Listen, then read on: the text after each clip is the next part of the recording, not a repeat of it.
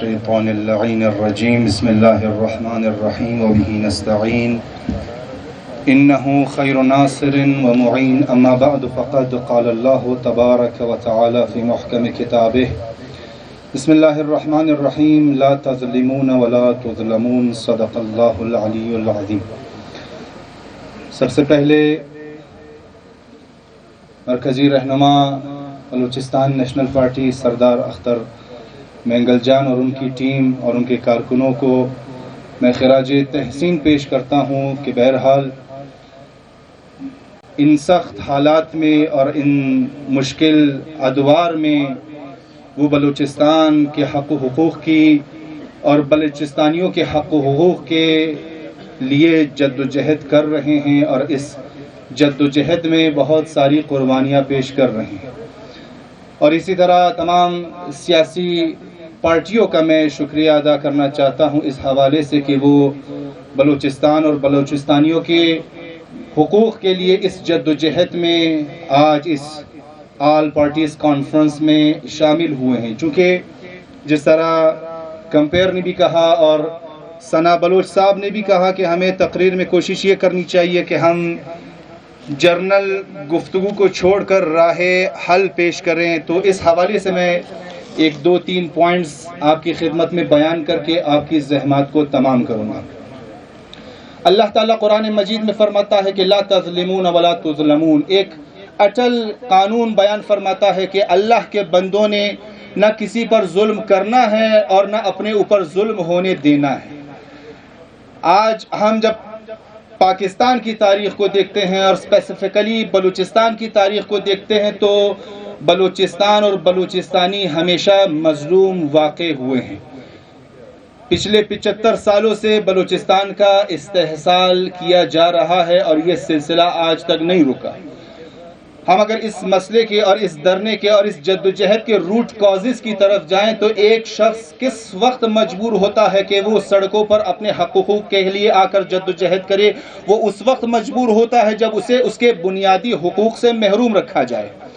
جب بنیادی حقوق سے محروم رکھا جائے تو وہ شخص مجبور ہوتا ہے کہ آ کر گلی کوچے میں اپنا مدعا بیان کرے اور اپنے حق و حقوق کے لیے جد و جہد کرے.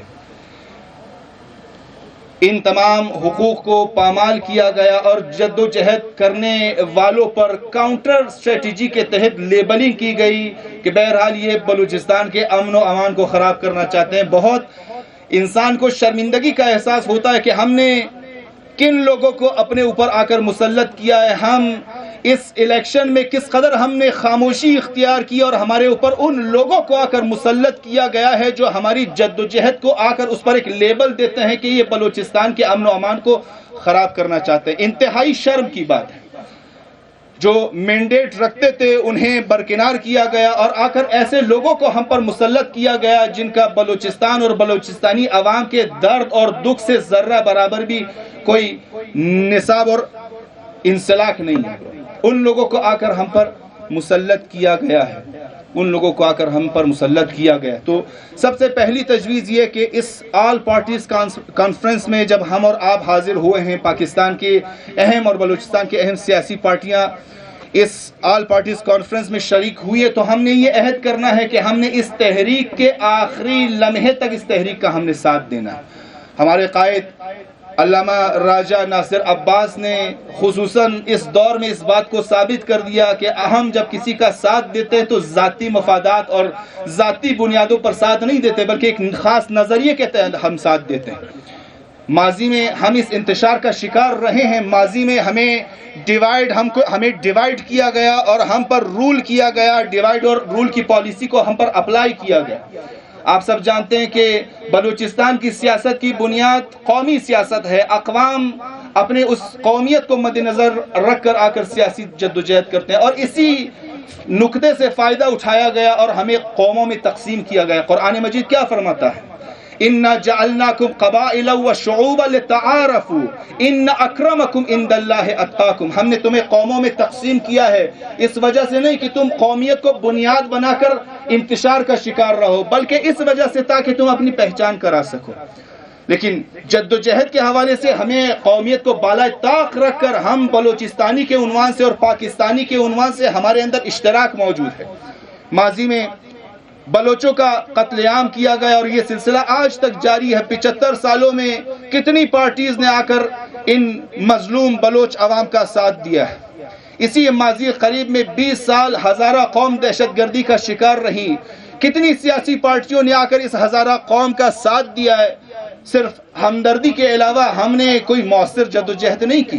اور جب تک ہم اس سیاست کو مد نظر رکھیں گے، جب تک ہم اس سیاست پر گامزن ہوں گے، اسی طرح بلوچستان اور بلوچستانیوں کا استحصال کیا جائے گا، بلوچستانیوں کا استحصال کیا جائے گا۔ اور اس 20 سالہ قتل عام کو بھی اگر ہم سائڈ پہ رکھیں تو سیاسی میدانوں میں بھی ہزارہ قوم کو بہرحال ظلم کا شکار ہے۔ سیاسی میدان میں کس طرح وہ کس انداز میں، وہ اس انداز میں کہ مختلف سیاسی پلیٹ فارمز میں جب ہم شرکت کرتے ہیں تو سب سے پہلے یا تو ہزارہ قوم کا نام ہی نہیں لیا جاتا، بلوچوں کا شکریہ ادا کیا جاتا ہے، پشتونوں کا شکریہ ادا کیا جاتا ہے، سندھیوں کا شکریہ ادا کیا جاتا ہے، لیکن ہزارہ قوم کا نام نہیں لیا جاتا، یا اگر لیا جاتا ہے تو بالکل آخر میں بہت چھوٹا کر کے ہزارہ قوم کا نام لیا جاتا ہے۔ بہرحال ہمارے مفادات مشترکہ مفادات ہیں، جتنے دوسرے اقوام بلوچستانی ہیں اتنے ہزارہ بھی بلوچستانی ہیں۔ اس بلوچستان کے حقوق کے لیے، اس پاکستان کے حقوق کے لیے جتنے دوسرے اقوام نے قربانیاں دی ہیں اور جدوجہد کی ہے، اتنے ہزارہ قوم نے بھی جدوجہد کی ہے۔ کبھی کبھار ہزارہ کو ایک کمیونٹی کے لیول پر رہ کر ہزارہ کمیونٹی کہہ کر ان کے پاس سے گزر جایا جاتا ہے، نہیں، ہزارہ ایک قوم ہے جن کا اپنا ایک کلچر ہے، جن کی اپنی ایک زبان ہے، جن کے اپنے بزرگ رہے ہیں۔ لہٰذا اگر ہم اس ڈیوائڈ اینڈ رول کے سیاست پر گامزن رہیں گے تو یہ نہ ہمارے اور آپ کے مفاد میں ہے، نہ بلوچستان کے مفاد میں ہے، اور نہ ہی پاکستان کے مفاد میں۔ جناب ثنا صاحب نے بہت سیر حاصل گفتگو کی ہے، فیکٹس اینڈ فگرز اور اسٹیٹسٹکس بیان کی ہے۔ دوسرا نقطہ رائے حل کے حوالے سے میں یہ بیان کرنا چاہتا ہوں کہ ہمیں ان فیکٹس اور فگرز کو، ان اسٹیٹسٹکس کو بھرپور انداز میں لوگوں میں اس کی تشہیر کرنی چاہیے۔ ہم جب مختلف پاکستان کے مختلف طبقات کے ساتھ روابط رکھتے ہیں، تبلیغی سلسلے میں تبلیغ کے لیے پاکستان کے مختلف شہروں میں سفر کرتے ہیں، تو بلوچستان کے حوالے سے جب ظلم و بربریت کی بات آتی ہے تو ہمارے بلوچستانیوں کے ذہنوں میں یہ فیکٹس اینڈ فگرز موجود نہیں ہیں، ہم ان فیکٹس اور فگر سے آگاہ نہیں ہیں۔ ہمیں ان کی تشہیر کرنی چاہیے، ان کی تبلیغ کرنی چاہیے اور اپنی مظلومیت کو بہترین انداز میں لوگوں کے ذہنوں تک پہنچانا چاہیے۔ کس حوالے سے ہم بہرحال شاید ہم نے کوتاہی کی ہے، سستی کی ہے، نہیں معلوم، لیکن اس کے بعد آج اس اے پی سی کے بعد ہم نے یہ عہد کرنا ہے کہ ہم اس تحریک کا حصہ ہیں اور آخر دم تک ہم اس تحریک کا ساتھ دیں گے۔ اس اے پی سی میں جو بھی قرارداد منظور ہوگی، ہم اپنے قائد کی طرح علامہ راجہ ناصر عباس کی طرح انشاءاللہ اس تحریک میں ساتھ ہیں اور آخر تک ساتھ رہیں گے۔ اور ان مظالم کی تشہیر کے لیے، جو ظلم ہم پر ڈائے گئے، ان کی تشہیر کے لیے ہم نے انشاءاللہ خاموش نہیں رہنا اور ہم نے کوشش یہ کرنی ہے کہ بہترین انداز میں ان فیکٹس اور فگرز کو پورے پاکستان میں ہم عام کریں تاکہ لوگوں کو ہماری مظلومیت کا اندازہ ہو۔ اسی حد تک میں اکتفا کرتا ہوں۔ الحمدللہ رب العالمین۔